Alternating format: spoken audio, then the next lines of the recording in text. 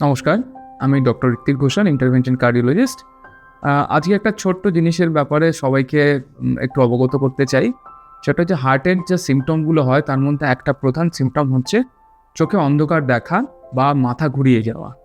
কখনো যদি যত বয়স বাড়তে থাকে, কখনো যদি এই সিম্পটমগুলো আমাদের সামনে আসে, তখন অবশ্যই আমাদের হার্টের একটা ইসিজি মানে ইলেকট্রোকার্ডিওগ্রাম করা উচিত এবং করে দেখা দরকার যে তাতে কারেন্টের কোনো ব্লক কিছু আছে কিনা।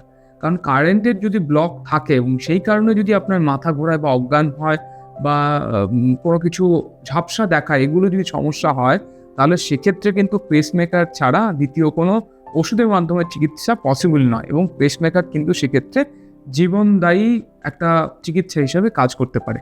এবং এখনকার দিনে দাঁড়িয়ে সবথেকে অত্যাধুনিক লিডলেস পেসমেকার, যেখানে বুক না কেটে মাইক্রোসার্জারির মাধ্যমে হার্টের মধ্যে পেসমেকার বসানো সম্ভব হচ্ছে।